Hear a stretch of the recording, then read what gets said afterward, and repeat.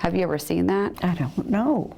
I haven't seen this one. When I showed Virginia Floyd this report, it's the first time she'd ever seen it. So this is the very first report on record for the Superfund site. It's about the land in Creek County where her family used to live. This is their report? Yes. So they knew that. Yeah.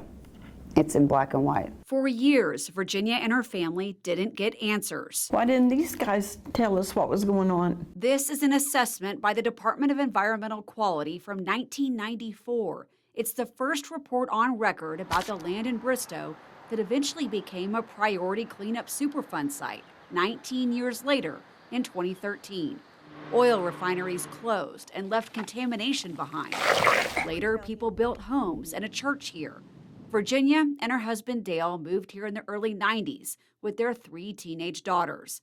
Dale was the pastor of the Assembly of God Church, and the family lived in the home next door, the parsonage. He loves people, and he wouldn't put his own family in danger. No, he would not. He would have done everything in his power to get out of there. Look how young you look. In my last FOX23 investigation, Virginia and her daughters told me their families saw gunk oozing up in the yard. We saw oil coming out of the ground. Joanna says she played in the black stuff. There was a oil spot there, big one, and I could put sticks down in it and it would come up and it would be covered in the oil and then the oil would run across the ground. Was it liquid or was it sludgy? Real sludgy, real thick. The deacons from the church had built a little stair step so we wouldn't have to walk in it to go to church. Wow. Yeah.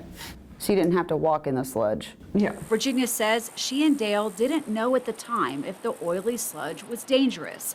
She says that's why her husband called for help. In Virginia's first interview with me, she couldn't recall which agency. Who did he call? I'm not sure. She says a couple men came and Dale showed them the problems with the property, oily spots, and sheens in the creek next to them. Here's what Virginia says those men told her and Dale. They said, Pastor Floyd, you don't have a thing to worry about. It's safe. Virginia says while her family lived here, they started having health problems like COPD, memory loss, migraines, tumors, and every single one of them, except their daughter Joanna, had to have their gallbladders removed. 3 of my daughters have had miscarriages. Then another tragedy. Dale was diagnosed with cancer. He had lung cancer that went to his brain. He died 3 months later in 2023. It happened so fast. After my FOX23 investigation aired about the Floyd family, Virginia felt unsettled, like she was missing something. I want people to know that my husband tried to find out. Things would have been different, I feel like, because we'd made changes. So she started searching Bless his heart, he keeps everything. through Dale's old papers. I actually said, Lord, there's papers here, help me find them. And he did. This is what she found. You found Dale's words. Yes. You're reading his words. Yes, it's like hearing him talk. It's the love of my life. So, yeah, I kind of enjoyed reading them. Just because I could hear his voice. And he's still fighting for my kids. It's what Dale said in a deposition in 2018 over a lawsuit the family filed about this. What we've told you is in those papers. In the deposition, Dale said, I had no idea what had been on the church property before the church was built. He said, I made the phone call, and then they came out. He said the men who showed up were from DEQ, the Department of Environmental Quality. Dale said, I showed them all the different points where the oil was coming out of the ground. They saw it where it was floating down the creek. He said they had taken samples and put the sludge in little bottles. Dale says he showed the men the well next to the church and house. The kids would drink from that water sometimes when they were playing outside. You think your girls drank from that well? Yes, the spigot was on the outside of that well house. And they just drive by and, drink from their hand. What do you think about that now? Ugh, it's nasty. You could smell it and taste it. Dale said after we walked around, we went into the house, and that's where my wife was. When they came inside, that's when I was with them. Dale said he asked the man with DEQ, should we be worried? What do I do? Dale recalled the man from DEQ saying this, at this time, I would do nothing. I don't think there's anything to be worried about. I don't see anything that you need to be concerned about. You heard them say that. Dale said they never notified us after that. Right before this deposition was taken, Dale got online and read the DEQ report for the first time. That was 24 years later. Yeah. Crazy, huh? The report says DEQ met with Virginia and Dale Floyd at the Bristow Assembly of God Church. It says Dale showed us some areas of contaminated soil. The report talks about a seep and oily sludge flowing. It says waste volumes are estimated to be large. And it says a release of hazardous substances to the groundwater is suspected. I read parts of the report to Virginia. Tank residue and brine, acid and caustic sludges, lead. Yes. I'm just kind of blown away, actually. They knew all of this. An air release is suspected since there were unusual odors observed during the site visit. They smelled it. And it says people living on site are considered as primary targets. We should have been told. What do you want me to ask? Mostly why? Why were we not told? So I asked DEQ about the report. It's this one, right? The preliminary assessment of the Wilcox Oil Company, December 1994, right? Yes. I talked to an environmental specialist, Amy Britton, with DEQ. Amy wasn't with DEQ in 1994 when the report came out.